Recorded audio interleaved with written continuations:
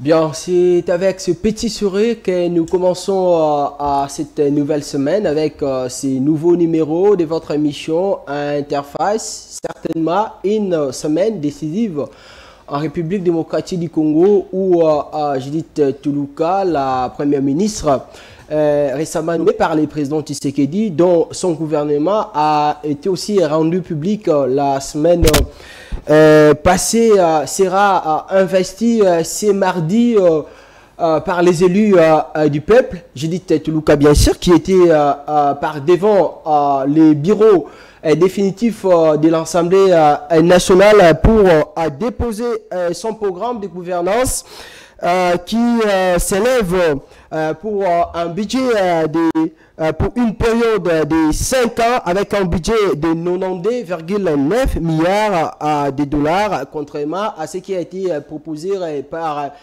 son prédécesseur Sama Lukonde, Judith Tuluka, dans son programme qui revient sur les 6 axes présentés par le président Tshisekedi lors de la campagne électorale de 2023, vous les savez bien, mais ces débats autour, quand on parle de la continuité, pourquoi celle qui a pris la place de Sama Lukonde ne devrait-elle pas certainement à continuer au nom de la continuité avec le même programme, certainement essayer de modifier certaines choses qui n'avaient pas marché avec l'ancien Premier ministre au lieu de venir avec un nouveau programme modifiant certainement avec des nouvelles propositions et une nouvelle manière de faire les choses, et surtout les débats autour de ces budgets proposés 92,9 milliards de dollars. Est-ce que c'est un budget réaliste ou bien ce n'est qu'un simple populisme justement pour attirer les peuples congolais, mais sur le terrain ça pourrait ou ne pas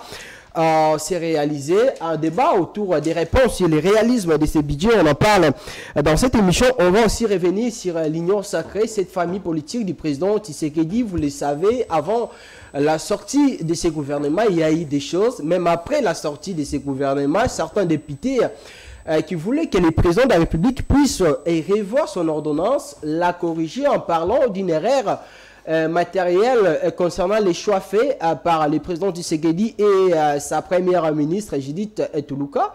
C'est possible, est-ce que c'est possible que le président de la République puisse retirer une ordonnance déjà signée et publiée? C'est une question qui mérite d'être posée, mais aussi au sein de ce gouvernement de Judith Tuluka, il y a aussi des ministères qui certainement semblent être plus importants que d'autres parce que ces ministères ont des attributions importantissime qui pourrait ne pas permettre à la République démocratique du Congo d'avancer, de se développer comme celui de la jeunesse. Vous savez, on a toujours l'habitude de le dire que la jeunesse, c'est l'avenir d'un pays, c'est l'avenir de demain, mais cette jeunesse doit être encadrée justement par des projets, même si le président Tshisekedi l'autre fois a parlé, disait qu'il va créer 6,4 millions d'emplois en République démocratique du Congo à travers l'entrepreneuriat de jeunes, mais comment les faire?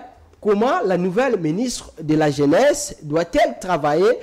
Question aussi de raccorder ou bien d'essayer de mettre en pratique ces projets, ces ambitions du président Tshisekedi, ses priorités, sa manière de travailler par rapport à celui qui l'avait précédé, pas seulement elle, mais aussi celui qui est le nouveau ministre de la Justice, Constant Mutamba, vous le savez.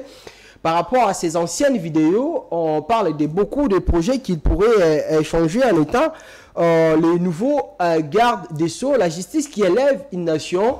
Mutamba, comment va-t-il travailler? Quels sont les défis à relever de ses côtés? À un moment dans ces pays, on parle de la rémunération des magistrats, par exemple, des juges qui posent problème, poussant certains magistrats à déposer des actes qui ne sont pas bénéfiques pour la République démocratique du Congo, pour la population congolaise d'une manière générale, en fond, et avec une largeté, une manière d'analyser du contenu à contenant. Nous allons parler du gouvernement de Mme Judith Tuluka, mais aussi de cette famille politique du président Tshisekedi. Bonsoir Sarah.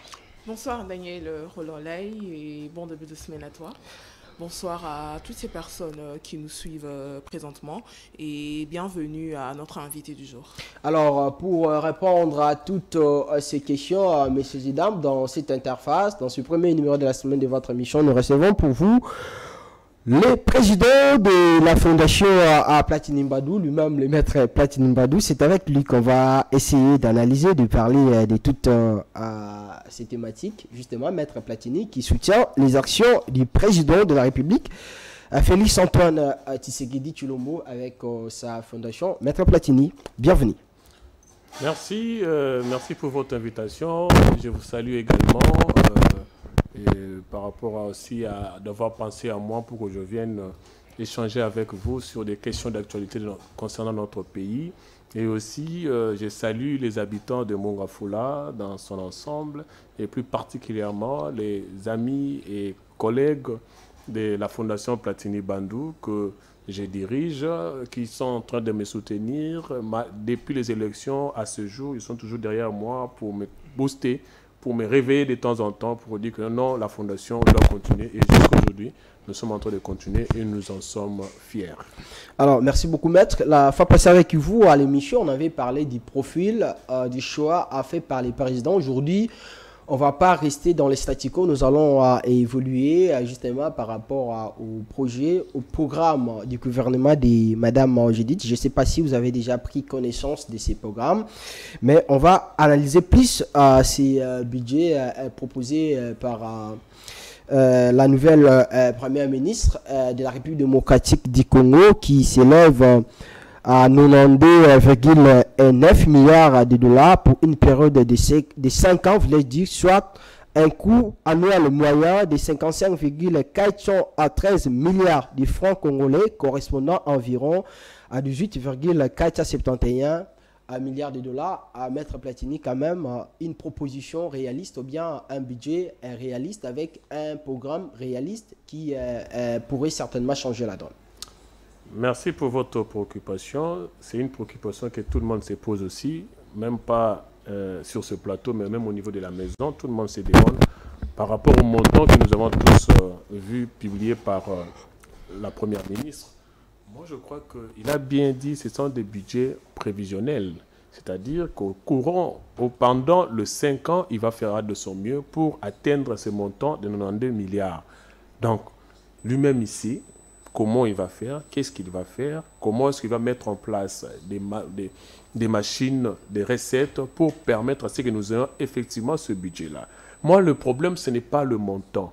Moi, le problème, c'est plutôt, on peut bien atteindre les montants, mais quelle sera la répartition de ce montant? Qu'on peut bien atteindre le montant, comment faire pour que ce montant soit réparti dans les dépenses prioritaires, dans les dépenses qui vont directement dans l'assiette des Congolais. Parce qu'aujourd'hui, on avait un budget de 4 milliards, de 5 milliards à l'époque. On avait quand même, notre niveau de vie était à XY niveau. Et aujourd'hui, on a un budget de 16 milliards. La vie, nous avons comme l'impression que nous sommes en train de reculer que d'avancer. C'est l'impression que nous avons. Mais ce qui amène cette impression-là, c'est quoi? C'est justement la répartition.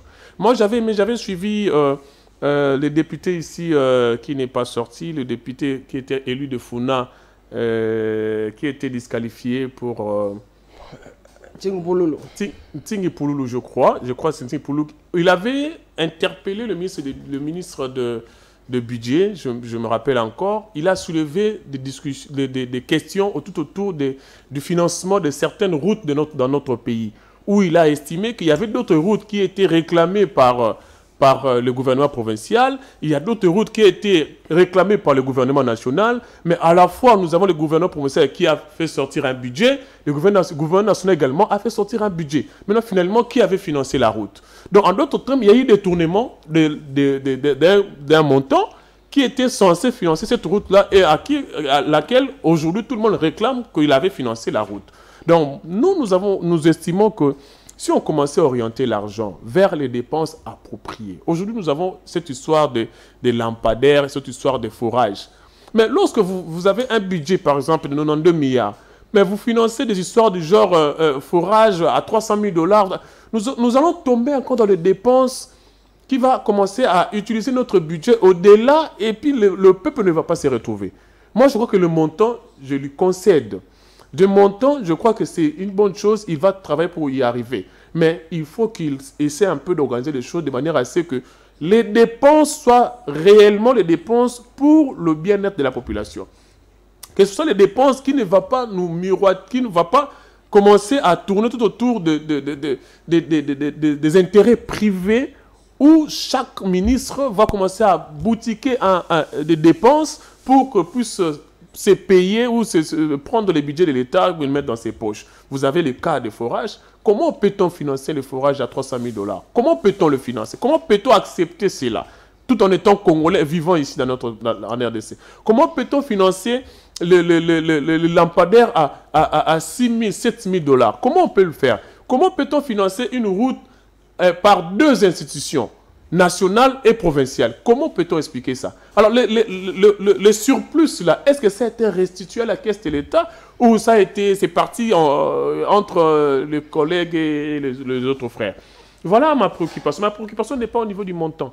Je crois que même à la maison, les Congolais réfléchissent aussi comme moi, que la préoccupation, ce n'est pas au niveau du montant. Le montant, c'est prévisionnel, c'est-à-dire il peut ou ne pas l'atteindre, mais il va travailler pour l'atteindre. C'est ça, en fait, le budget de l'État, parce qu'il y a côté dépenses, côté recettes. Mais est-ce que si vous avancez, vous allez vraiment orienter les dépenses? Moi, c'est ça, ce qui me préoccupe. Franchement, j'aimerais bien vous dire ce qui est vrai. Avec le Parlement d'aujourd'hui, moi, j'ai du mal pour croire à un travail qui sera fait dans les jours à venir. Et moi, je plains le chef de l'État parce que tout le monde va parler de lui, alors qu'il sera peut-être l'unique innocent dans cette affaire. Parce qu'avec le Parlement que nous avons aujourd'hui, je ne sais pas s'ils vont contrôler les ministres, s'ils vont réellement contrôler les ministres. Moi, je me pose vraiment des questions sur ça. C'est ça vraiment ma préoccupation. Mais on constate, Maître Platini, que peu importe le budget proposé, que cela soit élevé ou soit le contraire, on n'arrive pas à réaliser certains projets. Qu'est-ce qui explique cela? Vous savez, il y a des projets qui sont déposés, développés dans les différents ministères. Et les projets doivent quand même répondre aux aspirations et du besoin de la population. Non seulement cela, mais aussi ça doit répondre aux besoins ou se conformer au programme du gouvernement. Alors, lorsque vous amenez un projet, cela ne veut pas dire qu'on va directement, automatiquement accepter votre projet. Les projets doivent d'abord être en rapport avec le projet du gouvernement, d'un côté. De l'autre côté, il doit être aussi à mesure de porter une solution à la population, une solution imminente, une solution importante pour le bien-être de la population. Je prends par exemple les projets sur le forage, les projets sur le lampadaire, parce que je vais revenir un peu trop sur ça.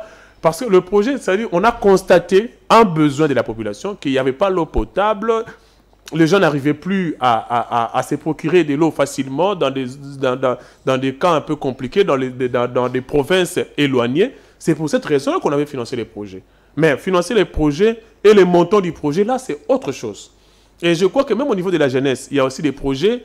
Et au niveau de chaque ministère, il y a des projets. Et ces projets, lorsque ça cadre avec les plans, les projets du gouvernement, lorsque ça cadre également avec un besoin que le gouvernement a besoin d'atteindre, et ça sera soutenu et ça sera financé. Et vous pensez que tous les projets réalisés qu'on constate ont satisfait la population, s'il ne faudrait pas parler de ce projet de saut de mouton, parce qu'on nous avait dit que certes, il y aura saut de mouton et qu'il n'y aura plus embouteillage, mais en fait, c'est carrément un calvaire, ou le pire. Bon, vous savez que le saut de mouton, c'est un projet du premier mandat du chef de l'État, dans les 100 jours que ce projet a été financé. L'objectif de ce projet, le projet était c'était vraiment un projet qui englobait beaucoup d'éléments. Et parmi tous ces éléments, il y a d'autres qui n'ont pas été réalisés. Par exemple, il y avait des routes secondaires qui devaient aussi être faites. Je prends l'hypothèse, vous voyez, la route Maïndombe, le quartier Kintsuka Péchère. Ça devait être asphalté. On devait mettre le macadam. Ça n'a pas été fait. Il y a la route vers Selembaou. Il y a beaucoup de routes secondaires partant de Tchangou jusqu'à Mongafula. Ça devait être fait. Je prends même la route d'Utendele, la route de Carnaval qui devait commencer à Mboudi jusqu'au national numéro 1. C'était des routes secondaires qui devaient accompagner les sauts de moutons. Mais malheureusement, ce projet a été réalisé à moitié, peut-être à 40% ou à 30%.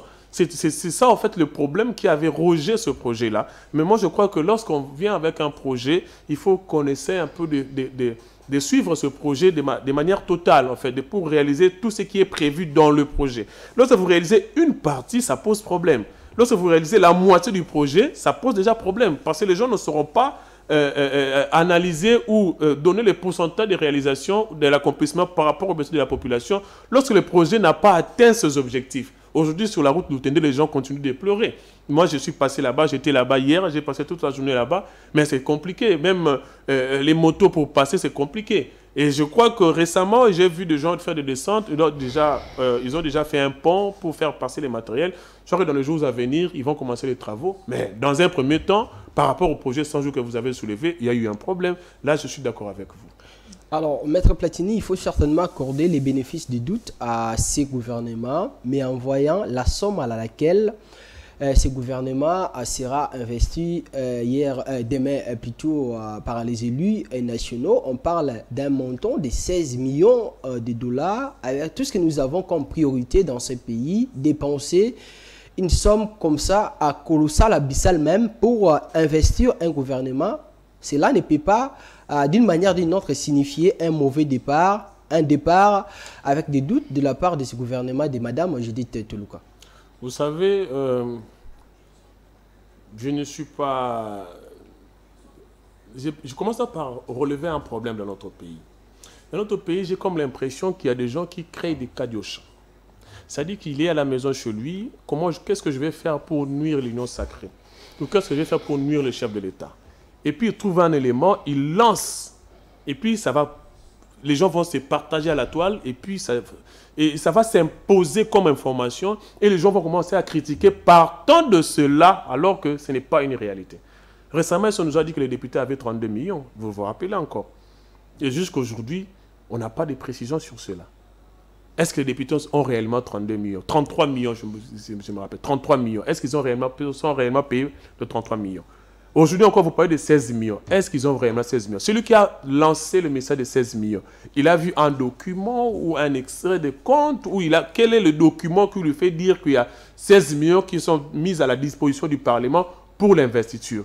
Ça se pose problème. Donc, devant de telles sources où il y a l'incertitude totale, je ne sais pas comment se prononcer là-dessus.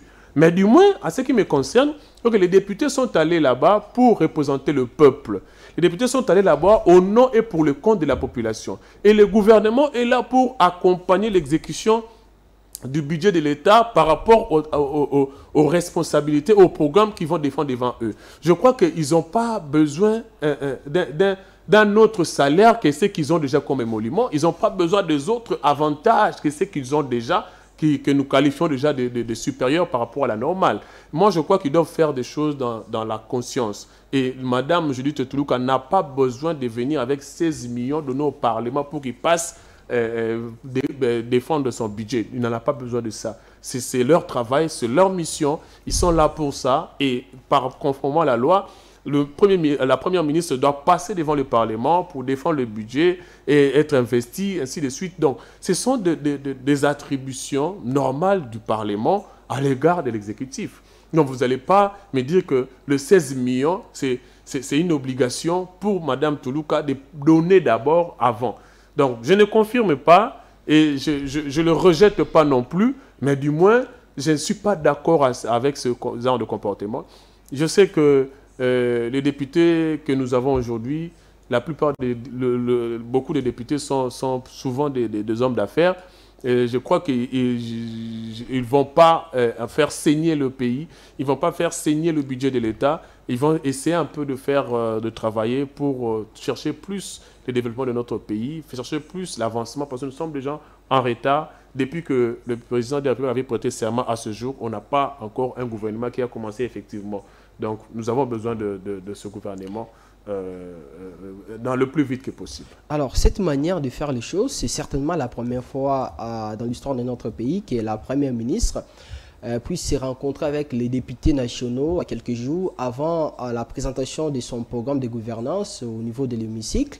C'était le cas les samedis, Madame Judith, c'était face aux députés de l'Union Sacrée. Est-ce que c'est là, on peut aussi se dire que c'est une manière pour elle d'influencer d'une manière ou d'une autre ces députés avant qu'elle vienne présenter son programme pour que ces députés puissent l'accepter à son regret ni remords avec beaucoup de facilité? Je crois que l'idée, ce n'est pas de faire accepter quelque chose avec beaucoup de facilité, mais l'idée, c'est plutôt de mettre au parfum les gens de son camp politique, de son obédience politique, du regroupement politique Union Sacrée. C'était plutôt ça l'échange, qu'il soit au parfum avant même toute chose. Parce que c'est comme ça que chaque classe politique, chaque famille politique peuvent se comporter, se soutenir. Donc moi, je crois que c'était plus dans l'optique de mettre au parfum, c'est-à-dire qu'ils ne soient pas déphasés, qu'ils ne soient pas informés de ce qui est dedans, eux ils soient d'abord déjà informés, et s'il y a même des modifications, s'il y a même des propositions, ils peuvent également le faire, et de manière à ce que cela soit une réussite. Donc je ne pense pas que c'était plus dans le sens de autre chose que cela, mais qu'à cela ne tienne, nous sommes dans la démocratie. Dans la démocratie, c'est qu'il y a aussi les partis de l'opposition qui seront dans la salle et ils vont également lire ce projet. Et s'il y a des réclamations à faire, s'il y a des questions à soulever, ils vont seulement le soulever et il y aura toujours des modifications. Moi, je crois que c'est un camp politique qui est l'Union Sacrée. Le Premier ministre est ici de l'Union Sacrée. Si le Premier ministre présentait à l'Union Sacrée un projet qu'il compte défendre au niveau du Parlement, moi, je crois que c'est de la bonne guerre. C'est plutôt une bonne chose. Je ne vois pas cela dans un sens négatif. Je vois plutôt ça dans un sens purement positif, qu'avant de sortir avec quelque chose de la maison, quoi de plus normal de montrer à ceux qui sont à la maison avant d'aller le mettre à la place publique. Alors, je vais vous faire la lecture, je vais vous faire l'économie de ce que Mme Matuluka avait dit après le dépôt de son programme devant les bureaux de l'Assemblée nationale. Elle dit ceci: notre ambition est de bâtir au cœur de l'Afrique un État plus uni et mieux sécurisé avec une économie plus diversifiée et compétitive, et parvenir à une société plus juste pour un développement durable. Nous allons retenir là où elle parle de la diversification de l'économie congolaise, Maître Platini, en lisant selon certaines sources, parce que moi aussi, à travers un député, j'ai pris quand même connaissance de son programme. Vous allez remarquer qu'au niveau de l'agriculture, la Première ministre n'a pas à donner des détails sur la façon dont les choses vont se passer de ce côté-là, justement, pour essayer de diversifier, voulais-je dire, ces secteurs. Est-ce que vous êtes optimiste envers sa manière de faire les choses, qu'aujourd'hui, avec Judith Toulouka, on peut mettre en exergue l'agriculture pour essayer un peu de changer la donne, parce qu'à un moment, le président de la République lui-même parlait cette fois-ci de travailler, de mettre en exergue, voulais-je dire, les sous-sols par rapport au sol congolais ou bien aux minéraux. Vous savez, le budget est composé de deux parties, recettes et dépenses. Et dans chaque rubrique, selon chaque ministère, il n'y a que des grandes lignes. Il n'y a pas de détails, c'est-à-dire avec précision. Pourquoi il n'y a pas de détails avec précision? Justement parce qu'il y a un ministère qui va prendre des grandes lignes, qui sera mis à sa disposition. Il va maintenant le détailler dans son ministère pour donner la possibilité ou pour donner les éclairages par rapport aux grandes lignes qu'il avait reçues contenant dans le budget, qui étaient contenues dans le budget. Donc moi je crois que l'idéal, l'objectif, c'était de diversifier notre économie. Parce que notre économie, lorsqu'on parle de l'économie, on parle de l'économie de manière générale. Pas seulement du ministère de l'Agriculture, mais aussi le ministère de l'Économie a aussi une responsabilité dans ce divertissement. Il y a aussi le ministre de l'Industrie a aussi sa responsabilité. Il y a presque beaucoup de ministères qui entrent en cause dans ce cas-là. Si vous regardez seulement le caractère de diversification de l'économie par rapport à l'agriculture seulement, là, ce serait comme si vous prenez seulement un aspect de la diversification pour conclure sur le général. Mais moi, je vous dis que non, il y a plusieurs ministères qui entrent en compte. Donc, par rapport à tout ce ministère-là, l'objectif principal, c'est quoi? C'est la diversification de l'économie. Parce qu'avec la diversification de l'économie, nous allons faire avancer notre pays sur le plan économique, nous allons stabiliser les dollars, nous allons faire de notre mieux pour nourrir les Congolais. Parce que les Congolais, avant de commencer à importer ou à exporter, il faut d'abord commencer par avoir l'autosuffisance alimentaire à l'interne. C'est ce qui est notre objectif primordial. L'autosuffisance alimentaire à l'interne passe aussi par les routes. Vous ne pouvez pas parler de l'autosuffisance alimentaire à l'interne sans qu'il y ait des routes. Voilà pourquoi le ministère des Transports va aussi intervenir. Le ministère des Infrastructures va aussi intervenir. Ça fait partie de tous ces éléments-là. Il faut nous sommes à mesure de prendre les Chikwang du Congo central, l'amener jusqu'à l'Équateur, par exemple. De prendre les produits de Goma, l'amener jusqu'au Katanga, par exemple, par voiture. C'est possible. Si nous arrivons à faire cela, vous allez trouver que non, à l'interne, nous aurons cette appel l'autosuffisance alimentaire et ça va nous permettre aussi de diversifier notre économie à l'interne et puis pour commencer à aller maintenant vers l'extérieur. Et si nous n'arrivons pas à faire cela, nous allons commencer toujours à nous pleurnicher sur le dollar qui monte chaque jour, dollar qui va X, dollar qui va Y. Moi, je crois que ce sont des grandes lignes. Nous ne pouvons pas nous limiter seulement au ministère de l'économie, même si le ministère de l'économie, c'est quand même un grand ministère qui peut apporter beaucoup de choses dans notre pays. Aujourd'hui, nous avons des mangues. Nous avons plusieurs sortes de mangues dans ce pays. Mais on n'a même pas un carton de jus de mangue fabriqué en RDC. Il n'y en a pas. Nous avons plusieurs sortes de fruits dans ce pays. Mais on n'a rien du tout fabriqué en RDC. Et j'avais applaudi récemment, le ministère de l'Industrie avait accompagné une dame qui avait fait l'usine de cure-dents. J'ai beaucoup aimé. Mais j'entends aussi l'usine de fruits. Il y a des ananas qui poussent par-ci, par-là. Mais pourquoi on n'a pas des usines de fruits? J'aurais voulu aussi voir aussi, même 3-4 pasteurs se réunir pour mettre en place une usine de fruits également. Parce que c'est quand même important que même les fidèles aussi puissent manger le fruit, prendre le jus pressé par une entreprise mise en place par 2 ou 3 pasteurs, comme nous voyons aussi dans les conventions. C'est aussi très important. On peut se réunir pour une convention, on peut également se réunir pour mettre en place une usine qui va fabriquer des fruits et qui va prendre aussi les fidèles dans le travail, qui va aider aussi les fidèles à aller de l'avant. Ça fait partie aussi de la diversification de l'économie que nous négligeons, que nous mettons de côté pour autres réalisations. Mais qu'est-ce qui manquait pour que cela soit fait au mandat précédent? Vous savez, madame, chaque ministre a son programme. Le Premier ministre également a aussi un programme. Et la Première ministre que nous avons, elle a fait la proposition, elle va présenter officiellement le programme dans les jours à venir. Moi, je crois que faisons confiance à elle. Pourquoi est-ce qu'on n'avait pas fait réaliser cela dans le passé? Je crois que dans le passé, il y a eu Boukan Alonso, mais ça s'est passé ce que nous avons connu, ce que nous connaissons. Et je crois qu'il y a eu également d'autres projets dans le domaine, dans le secteur du ministre de l'Agriculture. Je crois que ça va aussi, ça sera continué par le ministre de l'Agriculture qui va entrer en fonction dans les jours à venir. Mais je crois que nous sommes toujours dans l'hypothèse de mettre en place des mécanismes pour faire avancer notre pays. Et dans le passé, c'est vrai, nous avons connu XY problème, mais moi je crois que le problème du Congo, c'est l'homme congolais. C'est l'homme congolais qui doit normalement changer. C'est très important. L'homme congolais doit changer en mettant en place son intelligence pour l'intérêt général et non seulement pour l'intérêt privé. C'est ça le constat que nous sommes en train de faire aujourd'hui. C'est vrai, on est en train de surcharger le chef de l'État. Pourquoi? Parce que même quand on te donne une responsabilité, pour vous, c'est l'opportunité, l'occasion pour vous de se faire une santé financière.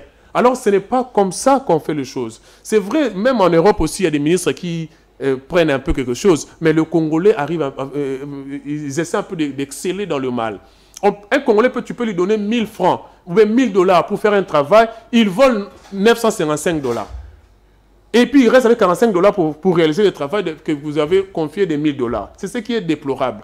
Qu'aujourd'hui, que nous essayons un peu de changer, d'orienter notre réflexion vers le développement, vers le changement, et vous allez limiter les surcharges sur le chef de l'État. Parce qu'aujourd'hui, l'opposition ne voit que le chef de l'État. Même si dans le ministère de l'Agriculture, les choses n'avancent pas, lui, il voit que le chef de l'État. Alors que le chef de l'État a délégué, nous sommes dans la décentralisation, il a délégué. Lui, il ne voit pas ses pouvoirs de délégation. Non, lui, il ne voit pas.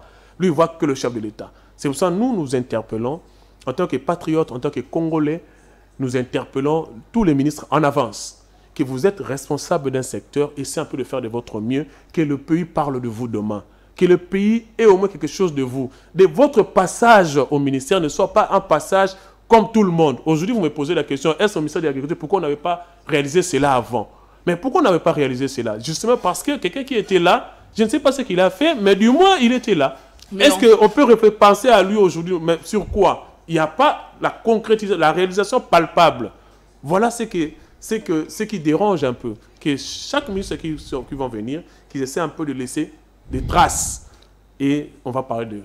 Bien sûr qu'ils essayent un peu de laisser des traces, mais est-ce qu'on peut dire que l'actuel ministre est une promesse des bonnes idées, ou soit c'est juste pour nous berner parce que on a assisté à des programmes qui n'ont pas abouti. C'est vrai que on peut laisser des traces, mais est-ce que cela promet réellement?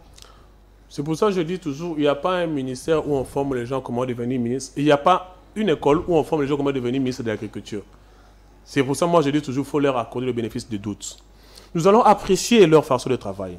Aujourd'hui, on leur accorde le bénéfice des doutes, on regarde ce qu'ils vont réaliser sur terrain et nous allons commencer à apprécier à ce moment-là. Et je crois qu'avec le Parlement à côté, le Parlement va un peu nous aider à contrôler, à surveiller l'exercice, la gestion de la chose publique. Parce que si le Parlement n'arrive pas à faire cela, ça sera encore un autre problème. Ça sera un autre problème que nous serons appelés à analyser, nous serons appelés à parler de cela dans les jours à venir. Mais moi, je crois que le ministère de l'Agriculture, c'est un grand ministère. C'est un ministère qui peut nous amener trop loin dans ces pays. Mais souvent, c'est un ministère qui est d'abord moins financé. Et négligé aussi. Négligé, ne pensez-vous pas que c'est un ministère négligé? Non, ce n'est pas négligé, mais moins financé, je préfère. Parce que nous avons 80% de terres arables dans ce pays. Et nous sommes à mesure d'importer les légumes et les autres, même dans le pays limitrophe ici. Et pourquoi nous n'arrivons pas à faire cela? Pourquoi est-ce que nous nous concentrons seulement sur les infrastructures? Nous nous concentrons seulement sur d'autres préoccupations, mais sans tenir compte de cette préoccupation-là, le manger des Congolais. Aujourd'hui, la plupart des Congolais mangent plus les légumes que d'autres vivres frais que nous voyons par-ci, par-là. Mais pourquoi ne pas se concentrer sur ça? Pourquoi ne pas développer ces secteurs-là? Est-ce que la personne qu'on a mis en place, il est habilité il a des connaissances appropriées par rapport à cela? Donc moi, je crois que dans les jours à venir, qu'il faut qu'il y ait des réflexions appropriées par rapport à ce domaine-là. Nous avons pleuré récemment ici sur les maïs. Mais est-ce qu'aujourd'hui, on peut nous dire que nous avons combien d'hectares de maïs? Est-ce qu'il faut revenir encore au chef de l'État pour ça? On a pleuré. Nous avons vu plus de 9 ministres déplacés de ce pays pour aller dans un pays limitrophe pour échanger, pour avoir des maïs. Est-ce que dans ce pays, il n'y a pas de maïs? Dans ce pays, on ne peut pas planter des maïs dans ce pays. Est-ce que depuis ce jour-là où ils se sont déplacés, à ce jour, est-ce qu'ils ont eu à planter des maïs? Est-ce qu'on peut déjà commencer à récolter aujourd'hui? Parce que sauf erreur de ma part, parce que moi aussi j'ai fait l'agriculture quelque part. Je crois que si on avait planté les maïs depuis ce temps-là où on avait pénurie de maïs, si on avait planté depuis ce temps-là, à ce jour, on aurait déjà des maïs qui allaient déjà pousser dans ce pays. Mais est-ce que nous en avons? Aujourd'hui, quand Yamaka, c'est avec le général Kassongo Kabouik, nous avons vu les jeunes gens en train de nous donner les maïs à ce jour. Mais est-ce que le ministère de l'Agriculture? C'est vrai, le ministère de l'Agriculture coordonne, oriente, c'est vrai. Mais il peut aussi, ce n'est pas interdit, lui aussi il peut s'organiser pour mettre en place des mécanismes pour intervenir. Nous avons l'interventionnisme de l'État dans ce domaine-là. Il peut mettre en place une entreprise et dans cette entreprise, il a le 60%, il donne le 40% aux investisseurs. Ensemble, ils vont faire ce que nous avons connu de Bukangalonzo pour permettre aux Congolais d'avancer. Mais pourquoi ils ne font pas cela? Ce sont des questions que nous nous posons et je me pose également ce genre de questions pour savoir pourquoi est-ce que les gens qui arrivent au pouvoir oublient tout. Mais là, vous parlez du ministère de l'Agriculture. Mais est-ce que toutes ces personnes qui occupent différents ministères ont une connaissance là-dessus? Je peux dire oui, parce que je peux prendre l'exemple par exemple de Constant Moutamba, qui est au ministère de la Justice.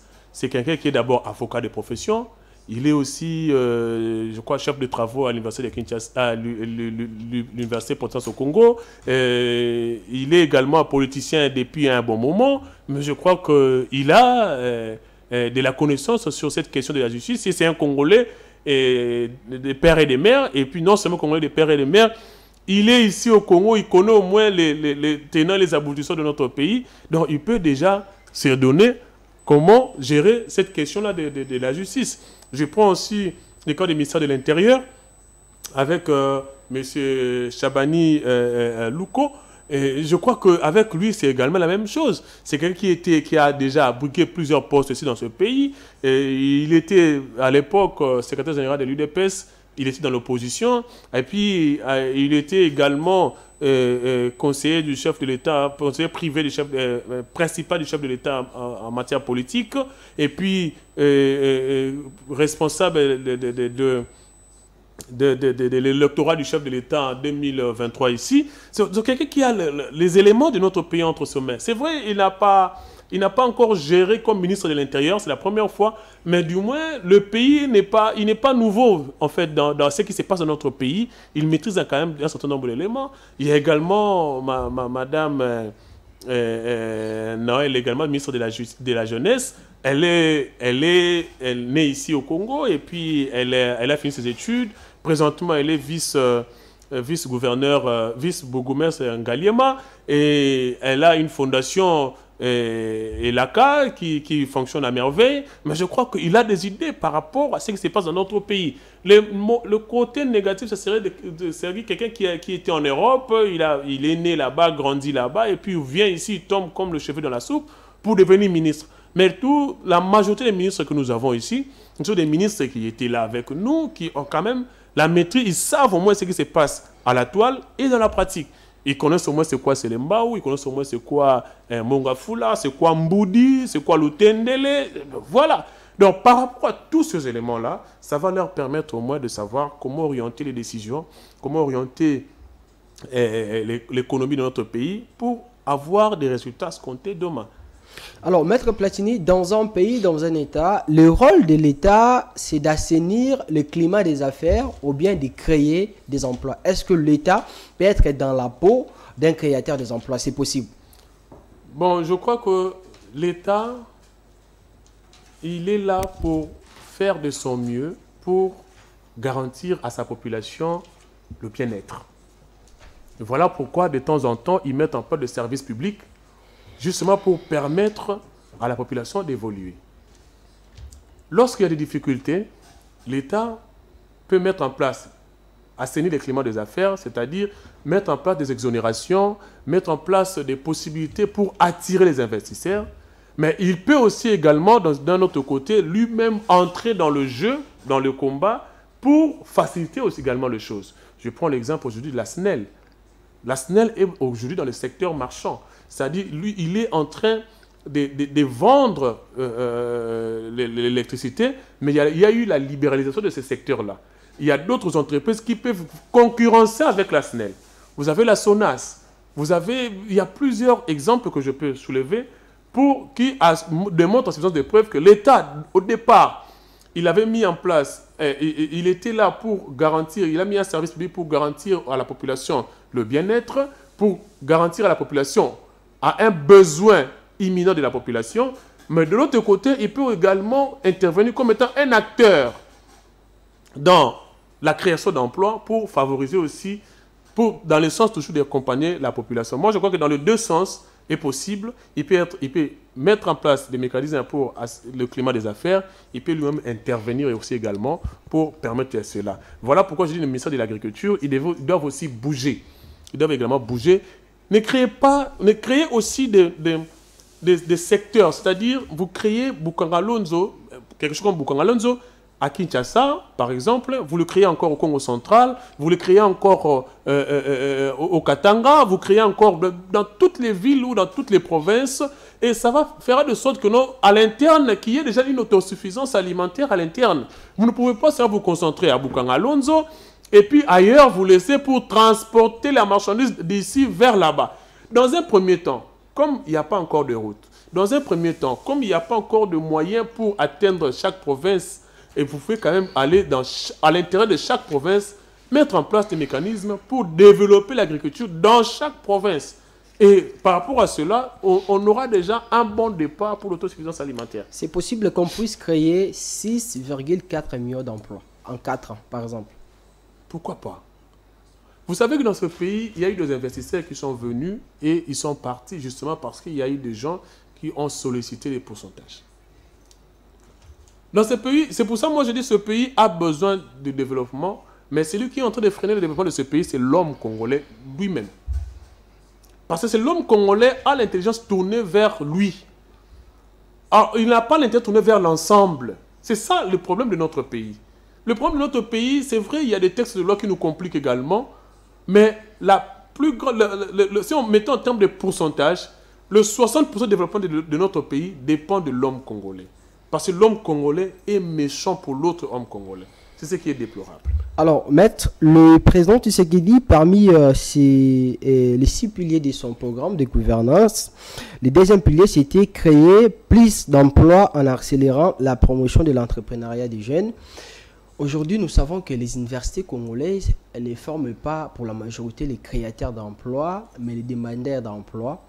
Comment cette jeunesse, quand le président par exemple dit qu'il va créer des millionnaires, une jeunesse qui quittent l'université, qui ne sont pas formés en termes de la création d'emplois, mais en termes d'aller demander, commencer à chercher pour déposer les CV dans toutes les entreprises, comment cette jeunesse peut-être est capable en elle-même de travailler pour devenir créateur d'emplois au lieu de rester demandeur d'emploi.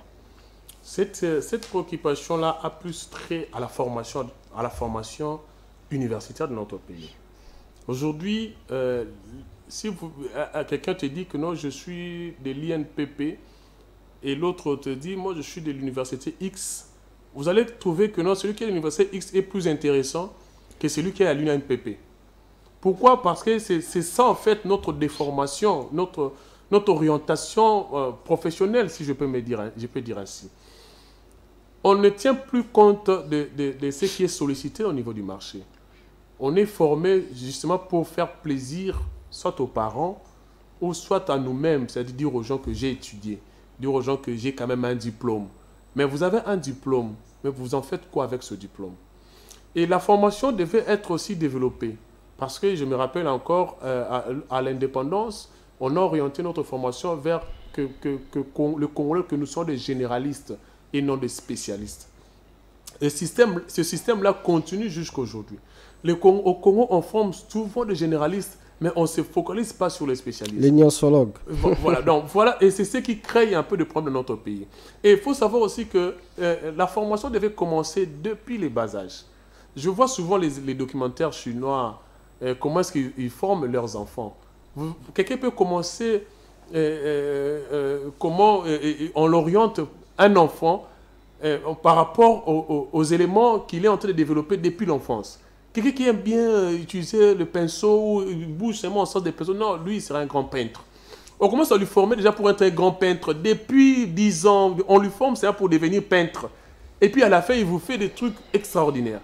Et on voit une autre personne, toujours avec des bois, en train d'organiser les choses. On lui forme par rapport à cela. Mais chez nous, il n'y en a pas. Il n'y a pas de conseil d'orientation qui peut orienter le développement de l'enfant par rapport à la spécialité qu'il est en train de comprendre dans l'enfant. Ben, peut-être qu'il y en a, mais ils ne sont pas assez motivés pour ça. Mais qui va les motiver? C'est l'État congolais. C'est pour ça qu'on parle de la formation. Parce que la formation, c'est lui qui va assurer la formation. C'est l'État congolais au travers les deux ministères EPSP et l'ESU. Mais si cela n'est pas fait, il faut quand même que nous puissions en parler. Aujourd'hui, on parle de ça, mais LMD. C'est bien LMD, mais qu'est-ce qu'ils ont changé de l'intérieur? Je ne parle pas de nom, de l'intérieur. Presque rien du tout. Je parle encore de 6e et 7e. Mais oui, 6e et 7e. Vous allez changer quoi à l'intérieur de 6e et 7e? Rien du tout. Maître, pardon, je vous relance par rapport à ce que vous êtes en train de dire, c'est quand même important. Il y a quand même des ministères importantissimes qui sont négligés dans ce pays. Par exemple, le ministère de la formation professionnelle, le ministère de la recherche scientifique. Mais il ne fallait pas d'abord commencer par introduire ces cours de l'entrepreneuriat à tous les niveaux de l'enseignement République démocratique du Congo, au lieu d'aller justement à direct dans des projets comme ça pour commencer à promettre que nous allons créer tel nombre d'emplois pour les jeunes, au moment où les jeunes qui sortent des universités, ils ne sont pas formés en termes de la création des emplois. Vous savez, l'entrepreneuriat, création des emplois, on peut créer des emplois, mais il n'y a personne qui est capable de recevoir cet emploi-là. C'est possible. Vous avez des emplois, mais vous n'avez pas de gens pour habiliter. Aujourd'hui, les Chinois qui sont en train de construire, ou qui sont en train et qui ont des entreprises de mines au Katanga, par exemple. Il y a des voitures qu'on utilise là-bas avec des pneus plus larges que moi. Et est-ce qu'il n'y a pas beaucoup de Congolais qui savent comment conduire ces voitures-là? Il y a aussi des dunks et des tracteurs qu'on est en train d'utiliser pour creuser, pour construire des immeubles. Il n'y a pas beaucoup de Congolais qui ont la maîtrise de comment utiliser les tracteurs là pour creuser jusqu'au fond. Il n'y en a pas beaucoup.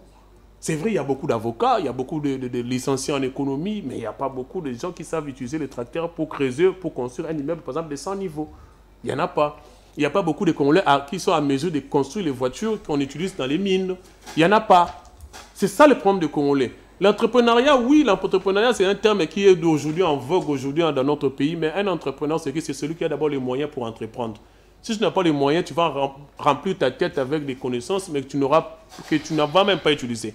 C'est ça, moi, je n'aime pas trop parler de l'entrepreneuriat dans notre pays, parce qu'un entrepreneur dans un pays comme la France et dans d'autres pays, lorsqu'il a la maîtrise, il peut aller solliciter un prêt, on lui donne un prêt, il entreprend.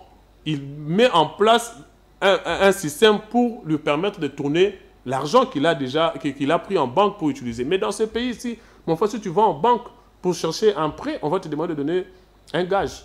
Alors que le papa ne va pas te donner son livret de logeur ou son certificat de résidence pour aller déposer là-bas, il va refuser.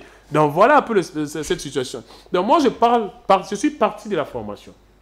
Il faut qu'il y ait d'abord la formation par rapport aux orientations, par rapport aux besoins de la population que nous avons sur le terrain.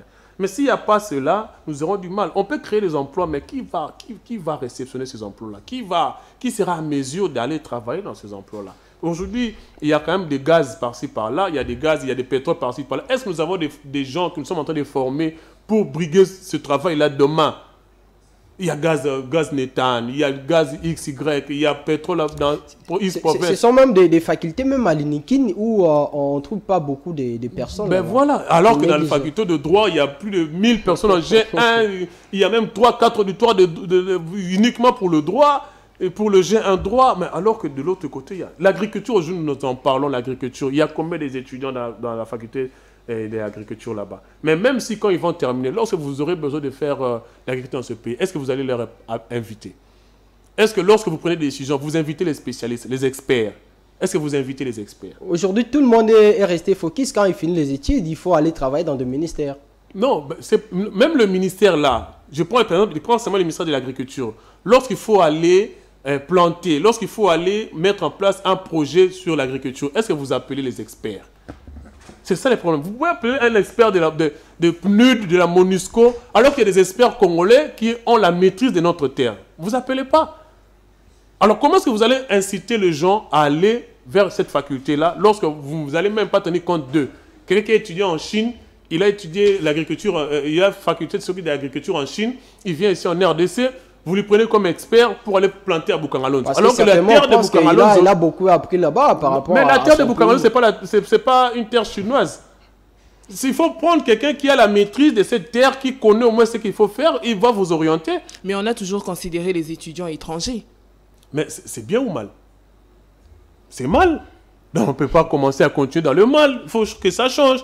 Vous demandez aux gens d'être formés, d'aller à XY endroit. Mais quand ils voient déjà les gens qui étaient là avant lui, dans la faculté agronomie par exemple, ils ne sont même pas consultés, ils ne sont même pas invités, ils ne sont même pas appelés. Et puis vous allez demander d'aller encore faire ça.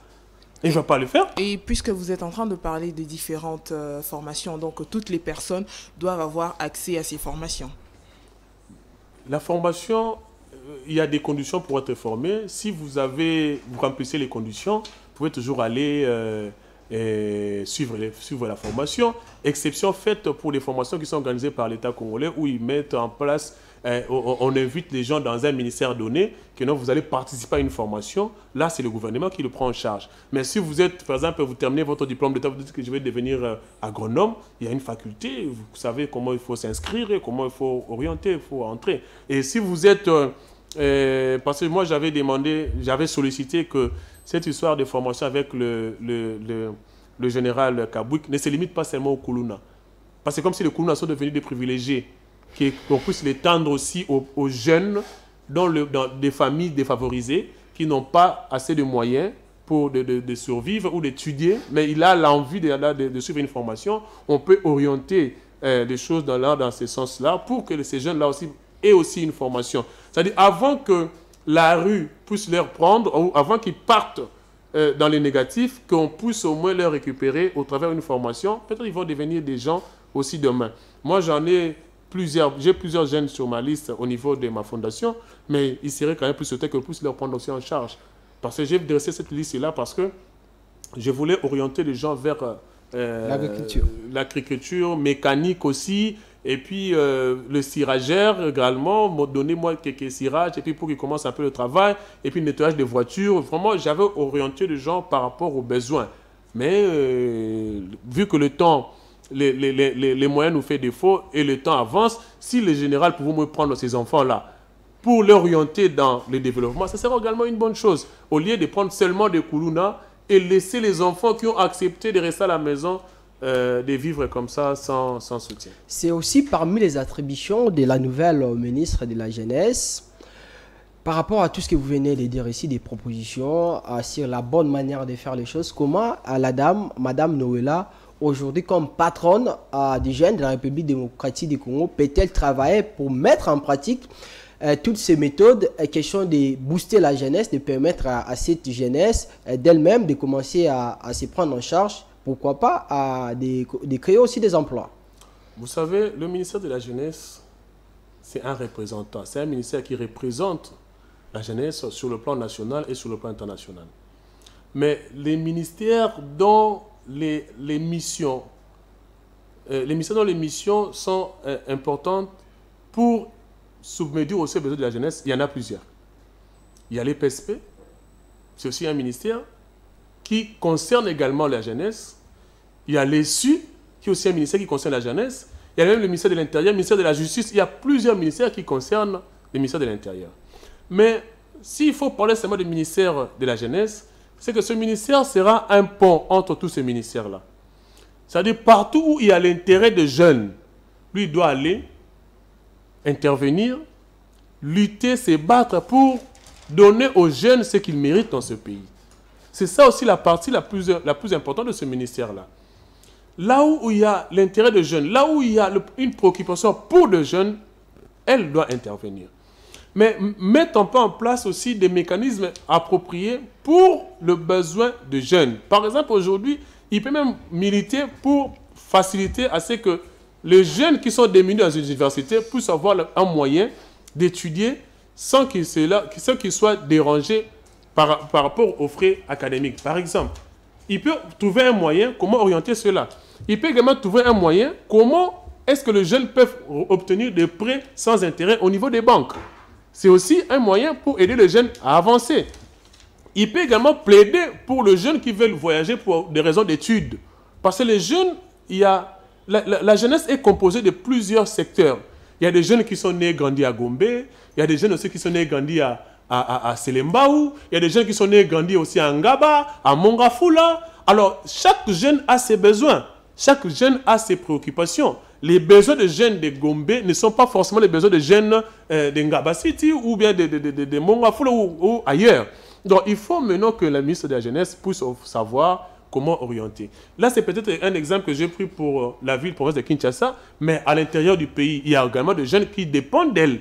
Alors, il faut savoir comment faire pour que même les jeunes du Haut-Katanga, même les jeunes du Congo central, les jeunes du Grand Kasaï seront à mesure de s'épanouir sous son ministère, avec son ministère. Donc, moi, je crois que dans ce pays, c'est possible c'est possible que la jeunesse puisse au moins aller de l'avant, mais seulement il faut qu'on puisse donner à la jeunesse son autonomie, qu'on donne à la jeunesse cette possibilité-là d'intervenir réellement dans sa propre vie. Pas que les gens puissent intervenir au nom et pour son compte, alors que lui-même n'a jamais été intéressé par rapport à cela. Voilà un peu ce que je peux dire sur cette préoccupation. Alors maître, je vais revenir sur ce que je disais ici, sur les paroles de Madame Atuluka. À un moment, elle parlait même de la justice, quand elle dit que diversifier, voulais-je dire, et créer une société plus juste pour un développement durable. Elle faisait justement allusion à la justice congolaise, au moment où nous savons que même le président lui-même, à un moment, il qualifiait cette justice d'une justice malade. Aujourd'hui, nous avons un ministre qui arrive, un constat à Moutamba, cette justice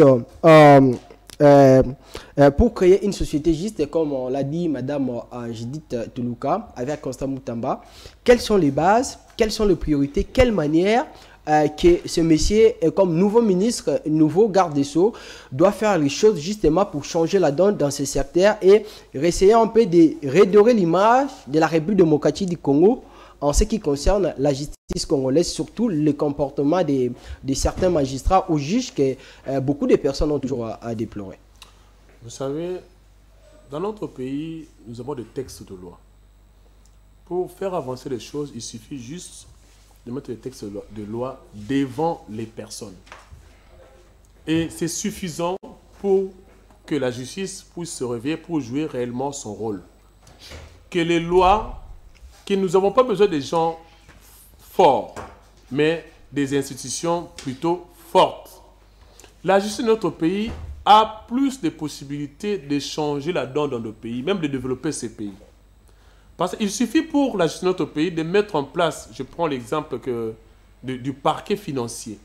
Un parquet dont la mission sera de traquer les gens qui sont en train de détourner l'argent de l'État. Ça serait déjà un atout. Ça serait déjà un bon avancement pour notre pays. Deuxièmement, qu'au niveau de la justice, qu'il y ait quand même des infractions où la liberté provisoire ne peut pas être accordée. C'est très important pour nous parce que dans ce pays, on sollicite la liberté provisoire dans tout et pour tout. Vous êtes poursuivi pour détournement de deniers publics, vous sollicitez la liberté. Vous êtes poursuivi pour des infractions liées à la sûreté de l'État, vous sollicitez la liberté. Mais c'est quand même un droit pour chaque prévenu, non? C'est un droit pour chaque prévenu, je n'en disconviens pas. Mais du moins, lorsque les dangers est que vous puissiez faire disparaître les éléments de preuve, on peut vous garder aussi en détention. On n'a pas dit qu'on ne va pas vous poursuivre, mais on peut vous garder quand même en détention le temps que le procureur puisse finir avec ses enquêtes. C'est très important. Surtout le détournement des deniers publics. On ne peut pas accorder une liberté pour quelqu'un qui a détourné les deniers publics. Et qu'il y ait aussi des informations allant dans le sens que non, le monsieur qui avait détourné a restitué. Ce serait une bonne chose. Parce que je me rappelle encore à l'époque, il y avait un dossier où Willy Bakong avait fait, Mais on ne sait pas si l'argent a été restitué ou pas. Après Willy Bakong, il y avait encore d'autres dossiers qui avaient suivi et ainsi de suite. Finalement, on nous informe pourquoi. Nous sommes informés de ce qui entre guillemets, s'était passé. Mais à la fin, on n'a pas les résultats. On n'a pas la version finale de cette situation. Et c'est pour cela qu'à des fois, la population n'a plus confiance à la justice. Non seulement la population, même le chef d'État dit que la justice était malade. Pourquoi? Parce qu'on estime que non, même les acteurs de la justice n'arrivent pas à organiser les choses allant dans le sens de nous permettre de croire encore à la justice. Heureusement pour nous, qu'aujourd'hui nous avons un jeune comme nous, un jeune pétri de compétences. Je crois qu'il va orienter les choses dans ce sens-là, qu'il y ait aussi une finalité. Qu'il n'y ait pas seulement des procès qui commencent sans une finalité. Surtout en matière de détournement. En matière de détournement, il n'y a que des procès, mais il n'y a pas de finalité. En matière de détournement, il n'y a que des accusations. Il n'y a pas un procès équitable, mais avec une décision finale du tribunal qui détermine si le monsieur qui était poursuivi, s'il avait réellement volé ou détourné ou pas. Aujourd'hui, on ne sait rien, on ne sait rien déterminer par rapport à cela. Alors qu'il y a des détournements presque chaque jour. Alors, pour ça, moi, je crois que le caractère malade de la justice est différent du caractère mort de la justice. La justice n'est pas décédée, la justice était malade. Et aujourd'hui, nous avons un médecin qui est Maître Constant Moutamba, qui va traiter la justice. Et vous pensez qu'il va vraiment guérir cette justice? Oui, oui, madame, je vous dis, c'est facile de guérir cette justice. C'est facile. C'est facile. Pourquoi c'est facile? Parce que l'article 149 de la Constitution parle de l'indépendance du pouvoir judiciaire. Le pouvoir judiciaire devait être au centre du pouvoir législatif et du pouvoir exécutif. Il suffit seulement d'appliquer cette disposition constitutionnelle. C'est fini, vous avez la solution. Dans notre pays, nous avons des textes de loi appropriés pour que la justice puisse relever cette nation. Mais seulement, il y a des gens tellement forts qu'ils peuvent même s'imposer sur la justice. C'est ça juste le mal. Quel type de personne, là, vous allez essayer de dire c'est que Constant Moutamba? Et quel type de personne est habilité à mieux guérir cette justice? Puisque apparemment, on n'a pas trouvé, on n'a pas eu ce genre de personne. Vous savez, moi j'ai fréquenté les écoles catholiques depuis mon enfance. Ce que j'ai constaté avec les écoles catholiques et d'autres écoles, que je ne vais pas citer les noms ici, c'est que dans les écoles catholiques, il y a l'unité. C'est-à-dire entre les recteurs, le DD, le conseiller pédagogique et tout, ils ont l'unité. Si le recteur te sanctionne, ou le directeur d'école te sanctionne, tu ne peux pas aller pleurer auprès du recteur ou auprès du conseiller pédagogique, au préfet, pour réclamer, pour que le préfet puisse enlever la sanction du DD. Il n'y en a pas. Il n'y en a pas. Et cette efficacité-là de discipline, de sanctions, a fait que chaque élève, lorsqu'il y a un devoir, tu fais. Tu ne fais pas, tu sais que non, on va déjà me sanctionner. Et si on m'est sanctionné, personne ne va parler ou personne ne va intervenir pour ma part. C'est ce qui fait l'efficacité des écoles catholiques. Et par rapport aux autres écoles, lorsqu'on te sanctionne auprès d'un DD, tu peux aller voir le préfet, tu peux aller voir le nani, et puis il peut enlever la sanction. C'est ce qui fait qui fragilise ces écoles-là. Parce que les professeurs sont les mêmes. Je me rappelle, les professeurs qui m'ont enseigné la chimie-biologie, le professeur Mabidi. Et le professeur Mabidi, lui, il enseignait aussi ailleurs. Il s'enseignait, dans notre école, il enseignait également ailleurs. Mais quand il venait chez nous, il était comme un roi. C'est-à-dire, il entre dans la salle, on se lève et puis il parle. Mais à un moment donné, j'ai parlé avec le petit là-bas, je vais ça pour prendre mon argent. À des fois, tu entres, les élèves ne se lèvent pas. Et puis, quand tu vois ça, tu donnes un TP, ils ne font pas. Mais pourquoi vous êtes là-bas? Je vais là-bas pour prendre mon argent. Vous voyez un peu, c'est ça la différence. Mais c'était le même professeur, même ouvrage. Seulement, de l'autre côté, le professeur est respecté, le professeur est pris en considération, le professeur il donne le meilleur de lui-même et il sait que quand il décide sur une chose, personne ne va l'enlever. Alors que de l'autre côté, tout le monde peut enlever, le recteur peut intervenir, tout le monde peut intervenir et ça fragilise l'efficacité de l'école et ça joue directement sur le rendement des élèves et le rendement de l'ensemble de la salle.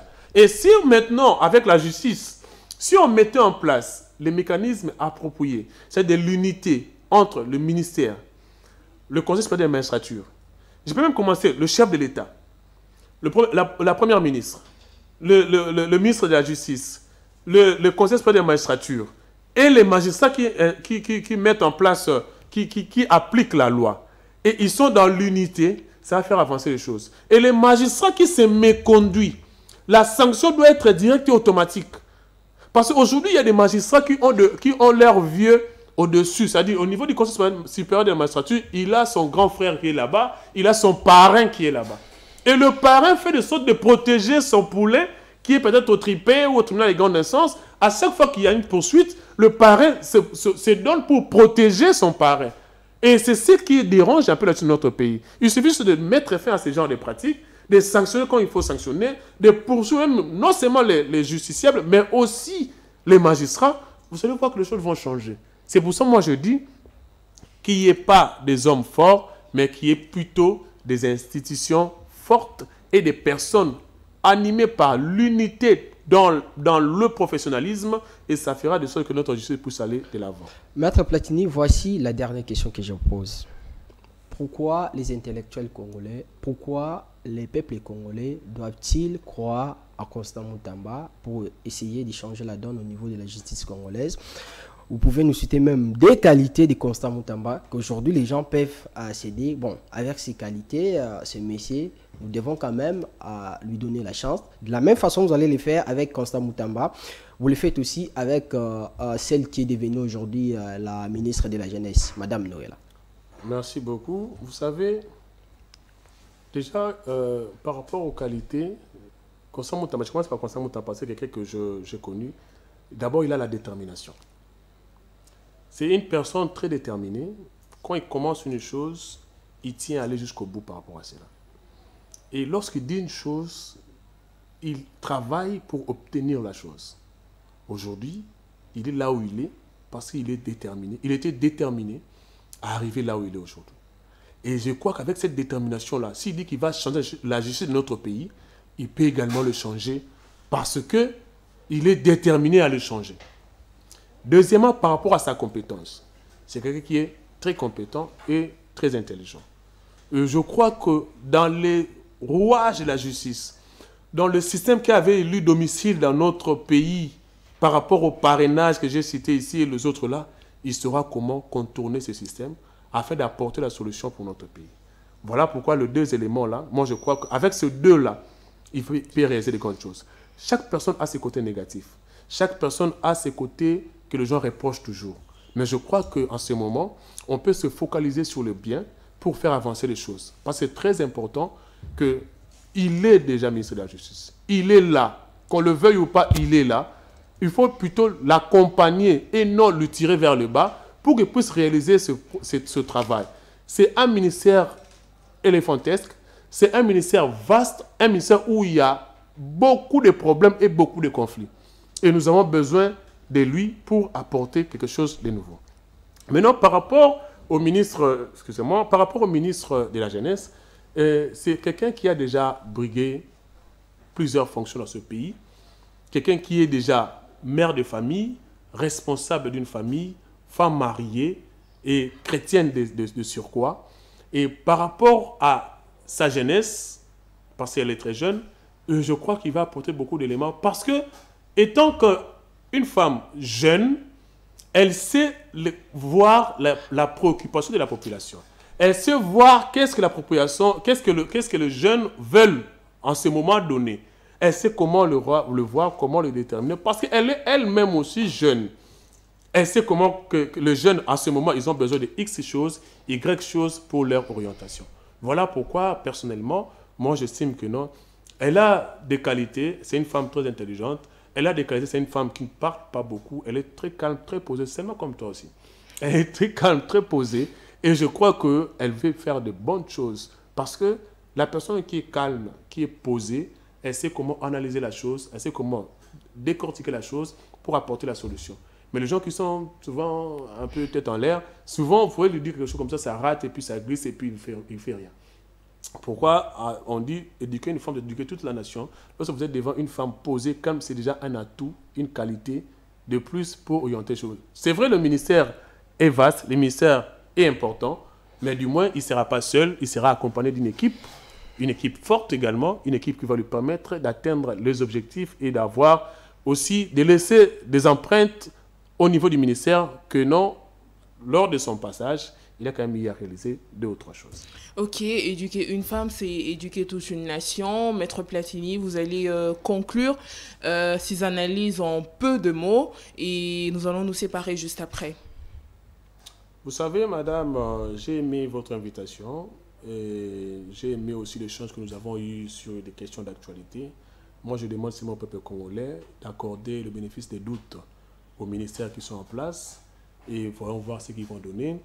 Je profite aussi pour interpeller les parlementaires qui donc, ils sont là pour travailler au nom du développement de notre pays. Contrôler les ministres, surveiller les ministres, essayez un peu de faire de votre mieux pour satisfaire aussi l'intérêt de la population, c'est très important. Et par rapport au ministre de l'Agriculture, monsieur le ministre de l'Agriculture, essayez un peu de faire de votre mieux pour que les terres arables nous disposons, qu'ils puissent aussi donner quelque chose. Je profite aussi pour faire un coucou à mes pères et que j'aimerais bien voir aussi 2 pasteurs ou chantres de notre pays se réunir même à 3, 4 et de mettre en place une usine de fabrication de jus. c'est très important. C'est aussi une contribution, parce que nous avons vu que l'Église catholique, lorsque l'Église catholique était venue dans ce pays pour faire ce qu'ils ont fait, ils ont quand même eu à mettre en place des écoles, ils ont quand même eu à mettre en place différentes choses pour aussi aider la population. Et aujourd'hui, nous dépendons d'eux. Voilà pourquoi, lorsqu'ils parlent, tout le monde écoute. Parce que nous avons étudié là-bas, nous avons tout fait là-bas. Mais vous, de votre côté, essayons de faire quelque chose, ça va aussi. On va aussi commencer à parler de vous comme on parle d'eux. Et puis, pour citer, Fondation Platini Bandou, nous sommes toujours là. Nous sommes en train de travailler pour le bien-être de la population de Mongafula et que je salue en passant. Ok, merci beaucoup Maître Platini. Nous voici donc arrivés à la fin de cette émission Interface. C'était un plaisir de vous recevoir Maître Platini. Merci beaucoup pour votre disponibilité. Merci beaucoup à toi aussi Daniel Roland-Ley. Merci Sarah. À toutes ces personnes qui nous suivent et j'ai profite pour souhaiter une bonne chance à Madame Grace Boubandi pour sa candidature à la coordination adjointe de l'IFASIC. On se retrouve donc demain. Bonsoir chez vous.